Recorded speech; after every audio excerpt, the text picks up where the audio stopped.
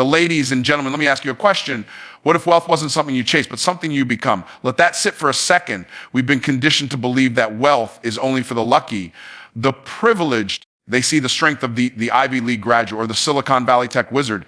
But I'm here to tell you the truth. Wealth is not a possession. It's a mindset. You don't wealthy by accident. You get wealthy by alignment. Alignment of your thoughts, your words, your actions, and your faith. Think like wealth. That's not just a slogan. It's a principle. It's a strategy. It's a law. Wealth begins in the mind, not the bank. This statement may sound simple, but it carries a foundational truth that separates the financially successful from those who constantly struggle. The first and most powerful asset you'll ever own is not your home, your business, or your bank account. It's your mindset, your thoughts, beliefs, and inner dialogue thermostat for your financial reality. Before any external breakthrough occurs, there must be an internal shift. You don't get rich by accident. You grow into wealth by changing how you think about yourself, your value, and your possibilities. Most people believe that if they had more money, they could finally think differently.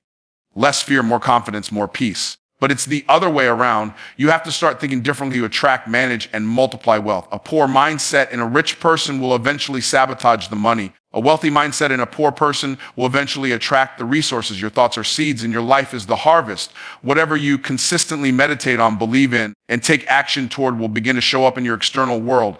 People often blame circumstances for their financial condition, the economy, their job, their upbringing. But while those factors may have an impact, they are not in control. What is in control is how you respond to those factors. That's mindset. Two people can be born in the same neighborhood with the same resources and end up in drastically different places financially. The difference isn't luck, it's how they think. One sees limits, the other sees leverage. One thinks in terms of surviving, the other in terms of scaling. The thoughts you hold about money, what it is, what it means, who has it, and what you're capable of will either imprison or empower you. To build a wealthy mindset, you must first become aware of the thoughts that are holding you back. These are usually beliefs you didn't consciously choose. Maybe you were taught that rich people are greedy, or that money is hard to come by, or that you're not the type to ever be wealthy. These subconscious scripts operate like viruses in your mental software. They run silently. They see the strength of the influencing your decisions and limiting your potential. If you don't rewrite them, you'll sabotage your own progress without even realizing it. That's why mindset work is not optional. It's essential. A wealthy mindset sees money as a tool, not a god. It sees problems as opportunities, not dead ends. It values time over toil. It believes in the law of sowing and reaping, that what you invest, you will eventually return, often multiplied. Wealthy thinkers ask different questions. They don't say, can I afford it? They ask, how can I afford it?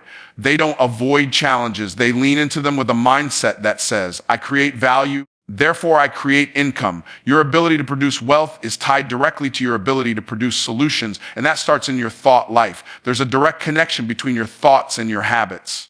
What you believe determines how you behave. If you think like a consumer, you'll live in cycles of spending. If you think like a producer, you'll live in patterns of building.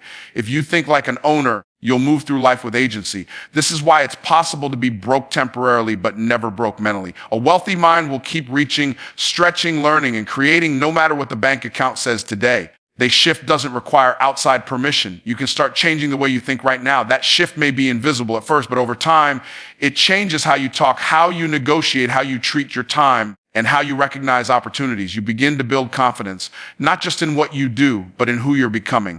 Change your identity to change your income. This isn't just a motivational phrase. It's a blueprint for transformation. Most people try to change their income by changing what they do.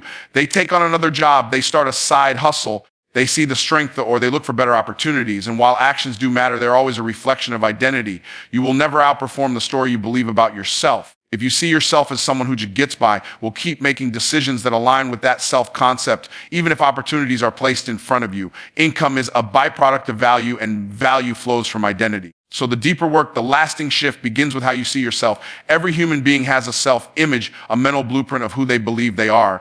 That blueprint is formed over years through repetition, environment, influence, and experience. It shapes how you talk, how you behave, and most importantly, how you earn. If your internal identity is stuck at a certain level, your external results will always match. You may momentarily spike in income, but you'll find a way to return your comfort zone. That's not a money problem. That's an identity problem. People with a low income identity often say things like, I'm not good with money, or I've never been business minded, or people like me don't get rich. These are not harmless statements. They are identity declarations, and they become internal laws. The moment you declare something as part of your identity, you begin filtering all decisions through that lens. You stop looking for growth. You stop taking certain risks. They see the strength of thee. You automatically dismiss opportunity because they don't align with who you believe you are. The problem isn't that you can't make more money. The problem is that your current identity won't let you. On the other hand, when someone begins to see themselves differently as someone capable, disciplined, creative, and worthy of abundance, they begin to behave differently. They raise their standards. They no longer settle for what's familiar. They seek what's possible. They start moving with intention and clarity. This doesn't mean pretending or faking success. It means aligning your actions with the version of yourself you're becoming. The goal is not to fake it until you make it. The goal is to believe it until you will become it. Every new level of income requires a new version of you. Not a different person, but a more refined, more aligned version of who you already are. You're not inventing someone fake, you're reveal. You're shedding the labels and limits that were never yours to carry. And as your identity shifts, so does your behavior. You start valuing your time differently. You approach money with stewardship and strategy. You see problems as puzzles to solve, not as signs to retreat. This transformation doesn't happen by accident. It requires intentional inputs. You have to surround yourself with people who see your potential, not just your past. You have to read, listen, and expose your mind to new levels of thinking. Repetition is the path to belief. The more you repeat the truth about who you are and where you're going, the more your subconscious accepts it as normal. And once it becomes normal internally, it begins to show up externally. Your income is a mirror of the value you create and the confidence which you deliver it. But confidence is always anchored in identity. You can't charge more, ask for more, or build more unless you believe you're worth more. That's why working on your mindset without upgrading your identity is incomplete. You have to become the type of person who earns, manages, and multiplies wealth, not just do what they do. When you shift your identity, your decisions change. And when your decisions change, your results follow. Ask powerful questions that unlock opportunity. The quality of your life is often a direct reflection of the quality of the questions you consistently ask yourself. Most people stay stuck not because they lack potential, but because they ask small, fear-based, or disempowering questions. Questions like, why is this happening to me? Or what if I fail? Or what if it doesn't work? Immediately shrink your perspective and narrow your options. These kinds of questions put your focus on problems, not solutions. They reinforce a mindset of limitation, and over time, that mindset becomes a pattern. And where your focus goes, your future follows. High achievers and wealth-minded individuals ask different questions. They ask questions that create movement, invite creativity, and open doors. Instead of asking, can I afford this? They ask, how can I afford this? That one-word change turns a limiting belief into an empowering challenge. It shifts you from a passive victim to an active creator. The question assumes that the outcome is possible and puts your mind to work on finding the path. That's the power of a well-structured question. It unlocks resourcefulness you didn't know you had. It activates the problem-solving part of your brain instead of the fear-based part. The mind is like a search engine.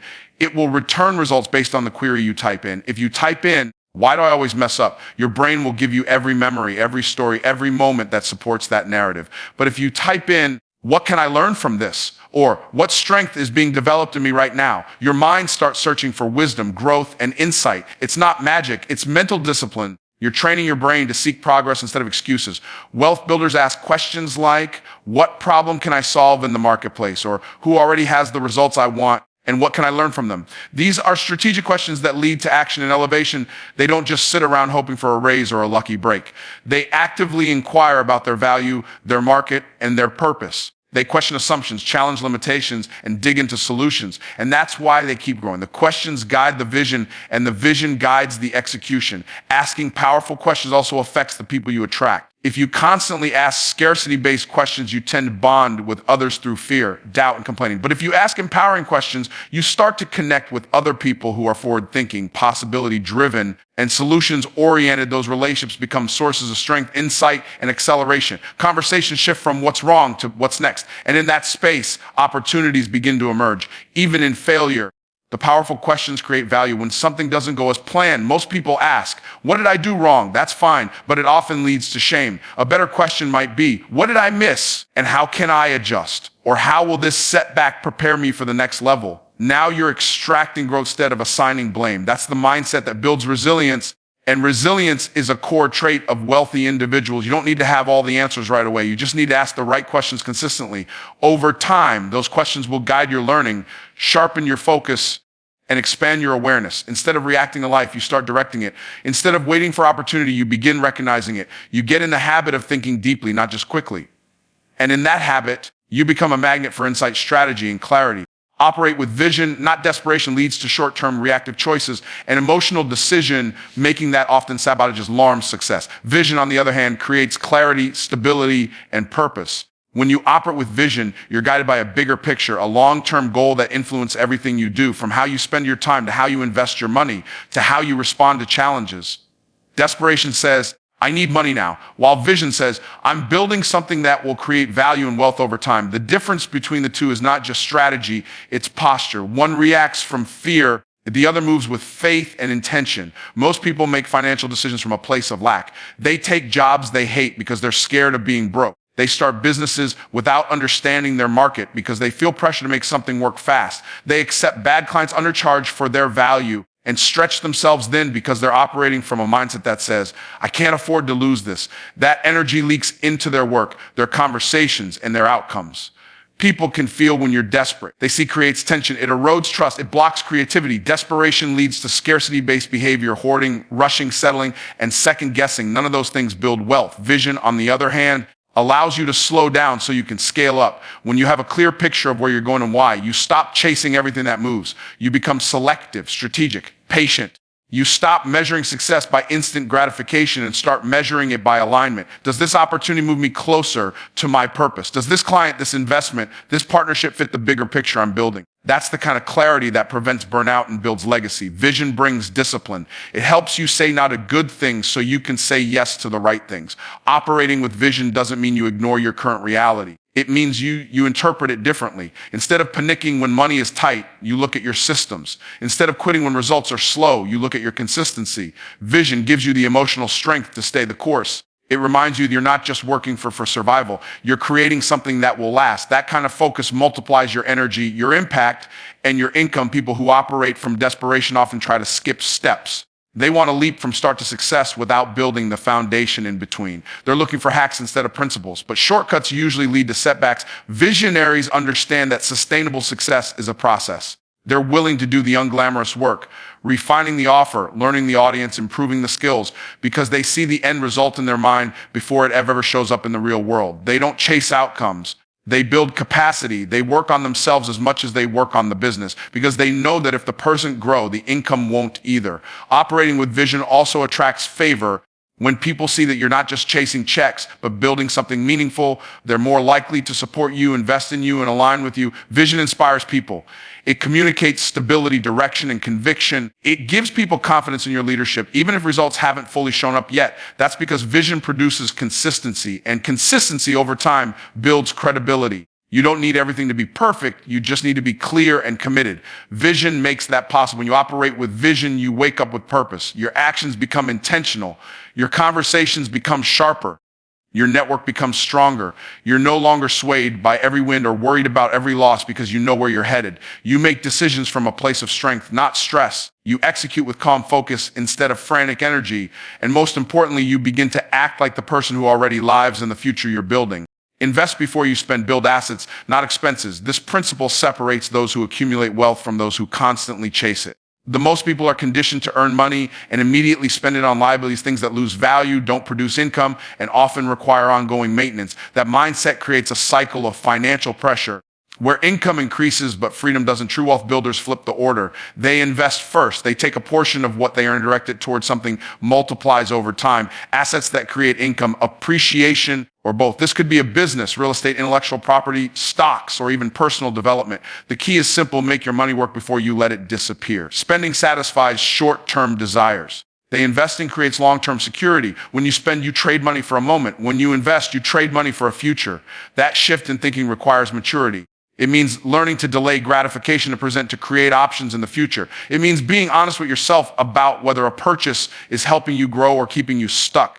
Just because you can afford something doesn't mean it's the right use of your resources. You have to begin viewing money as a tool for leverage, not just lifestyle. Most people get paid and immediately prioritize comfort. They buy new clothes, upgrade their take a vacation, or eat out multiple times a week. But none of those things are assets. They might feel good, but they don't pay you back. Over time, that behavior leads to financial stagnation. Income might increase, but so do the expenses. Wealthy individuals play a different game. When they get paid, they ask, how much of this can I invest into something that grows? That mindset leads to compound returns, not just financially, but mentally. It builds the habit of stewardship, and stewardship is the foundation of sustainable wealth. Investing also isn't limited to money. Time is energy, is an asset. Relationships are assets. When you invest your time into building skills, mastering a craft, or growing a network, you're creating opportunities for future income. When you invest your energy into building systems instead of staying stuck in tasks, you free yourself from the time for money trap. Every hour you spend binge watching entertainment is an hour you didn't invest into creating.